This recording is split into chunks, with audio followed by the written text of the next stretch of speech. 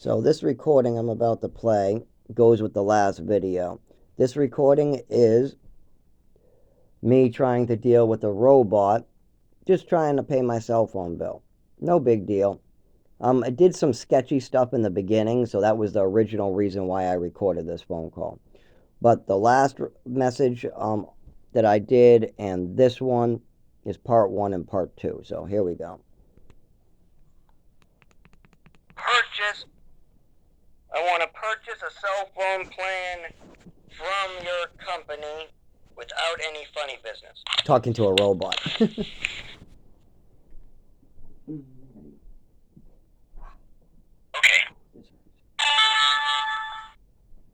Would you like to purchase the same plan you did last time? Yes. Okay. I can also enroll you in auto refill, so your service refills automatically every 30 days.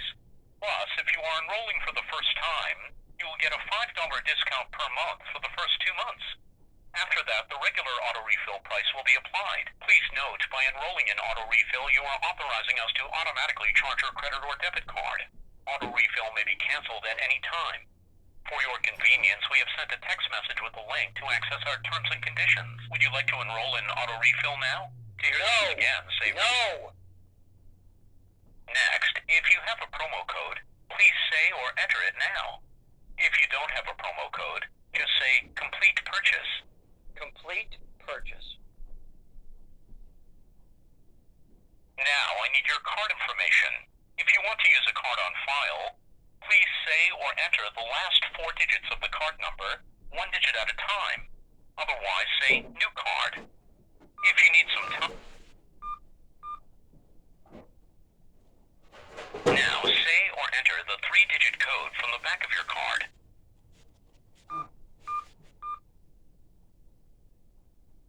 That was 164. Is that right? Yes. And finally, say or enter the 5-digit zip code of the address associated with your credit card.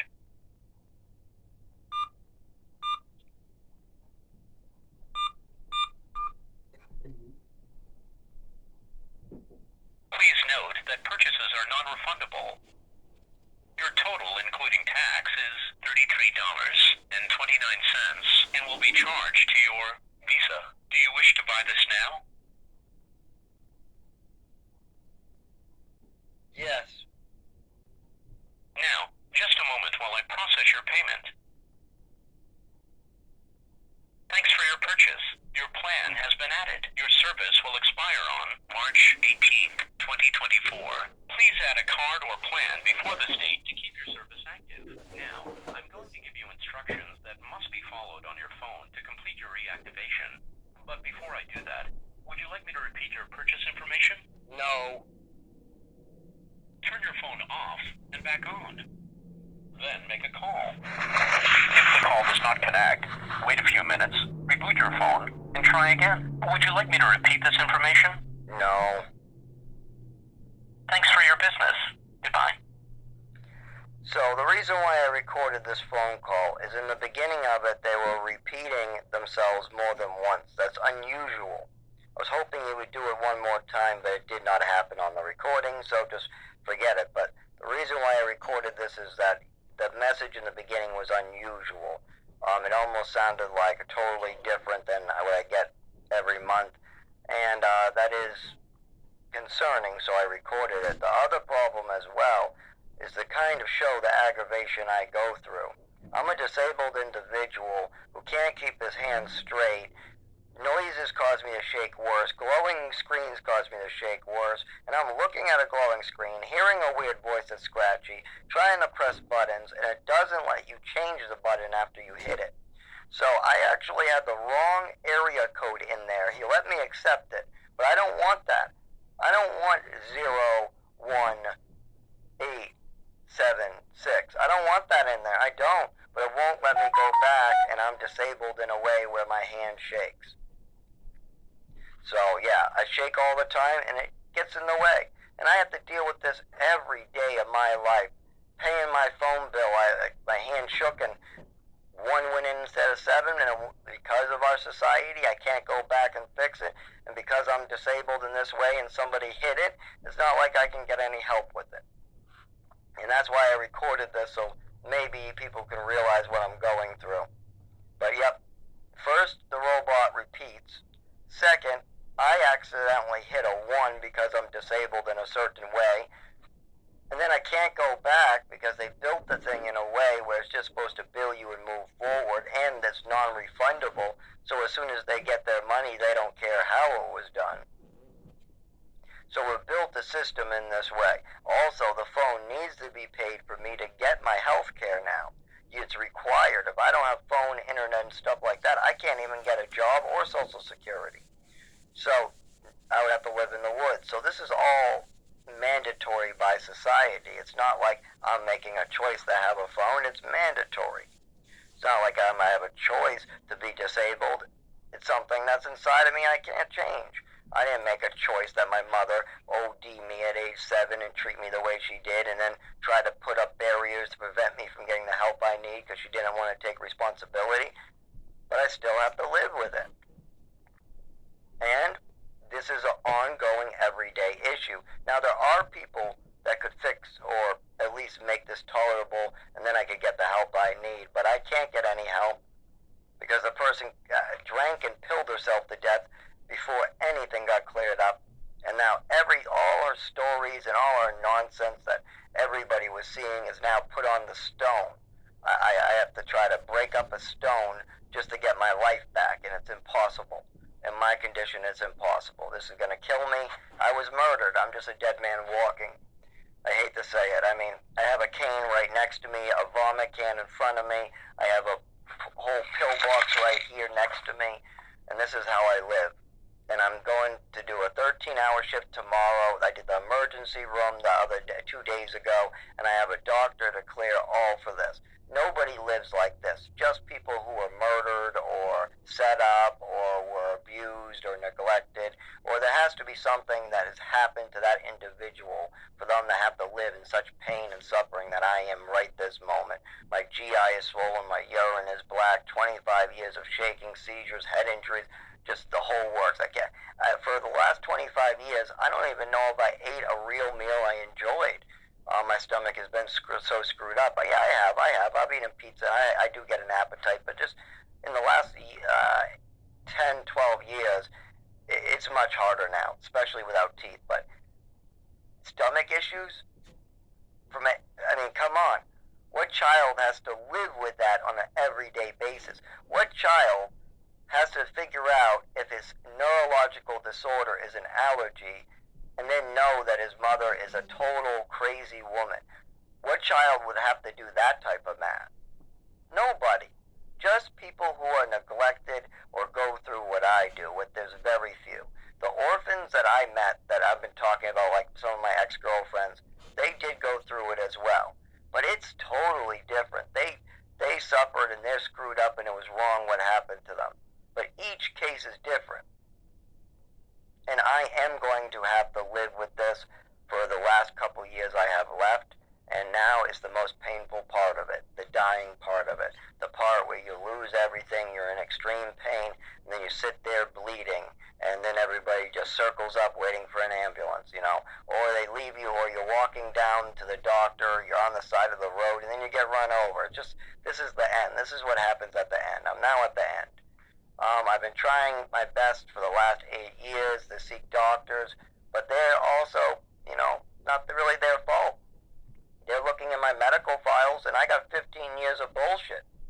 I can't really blame the doctors for looking at 15 years of bullshit that my mother ended up convincing. My mother brought me a ride-alongs at age 5, 7 for doctor shopping. That continued all the way on. I can't undo that. I can't undo the mistake my mother made. I can't undo her doctor shopping. So I can't really blame the doctors now because my mother decided to do something. Now I just have to live in pain and die, and I don't want to do it. I don't want to suffer anymore. And this doesn't have to happen, but because people don't like taking responsibility for their actions, I do. For instance, I will take responsibility for my drug use. I ended up using drugs at the age of about 16, a certain cough medicine I robo-tripped. And one of the side effects on the back of the box tell you might get an enlarged prostate. At about 18, 19, whenever I tried the cough medicine, I couldn't pee really well. So I stopped. But then later, I started dripping a little bit, and I think that has to do with that. I think the dripping has to do with me taking cough medicine, and that's my fault. That's me taking responsibility. But you can't blame something your mother did at age 7 on yourself. That's just impossible. You can't take responsibility for something somebody else did. I've tried. It doesn't work well. So, in that case, you have to wait for them to take responsibility or try to help them with their struggle of taking responsibility. And I'm still trying, but my mother killed herself before I got anywhere with her, and my father's running as fast as he can. So it looks like I'm going to have to find a good hole and suffer some more. I'm really bad at this point. I even fallen in front of my customers a couple months ago. I was trying to work. I had 2 canes holding me up. My testicles were full of blood. My stomach was bloated out. The emergency room had 3 CT scans of swelling. And if I had a good doctor or any support system, I would have a whole list of diagnoses that nobody would be going to work with. Nobody. If the thing's wrong with me, you don't go to work. But I don't have a choice. It's either do this from the woods or do this from a work job, and while I have an apartment. So I can either die and fall down at work, have ambulances pick me up at work, or I can fall down in the woods and try to get ambulances to pick me up in the woods. I think that the work is a little better. Understood. And I've been dealing with it for 25 years. I think you guys are going to maybe get me killed. Because my disability, I've been having seizures for 25 years, yet I've only been documenting them properly for the last 4 years, and I still don't have any paperwork to bring to No Shelter that says I can't move my legs in the morning, I have problems standing up, and if you try to force me up, I'll fall on my nose and hit my head.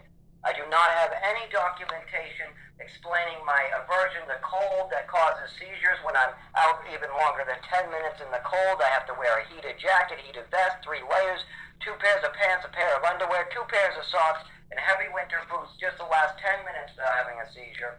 And I don't think you understand that stress and noise from other people, as well as diseases from other people, usually can hurt me as well. Now, I've tried the shelter thing, and I got seriously hurt. I have traumatic memories from some of these shelters. People have seriously hurt me, and I've tried to report this to authorities, police officers, the staff, and nothing has been done about it. I still have hepatitis C from a shelter, and nobody has been held accountable for stabbing me with that needle through their backpack. Now, that's the least of my worries. I am going to permanently lose a piece of my brain and body if I go there. And I don't think you guys are taking that very seriously, as well as a neurologist needs to speed up. If you guys are not going to be able to help me. Okay, it looks like that auto played the next one. So please ignore that. Oh, that's another one. I'm so fed up. I tried this nice more than anybody really should, and I'm hurting too bad now to keep... I fall down, for goodness sake. I can't even stand up sometimes.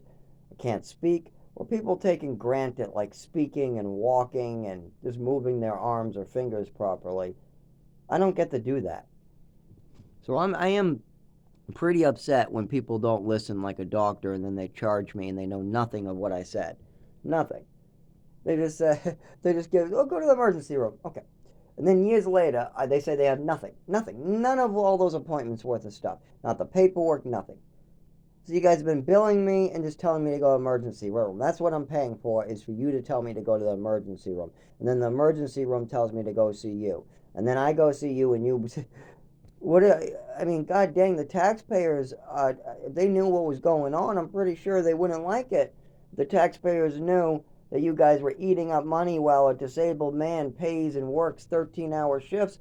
I'm pretty sure the newspapers wouldn't like it. The news article... If I recorded my life and put it on footage and then gave it out in the clips, people would be horrified.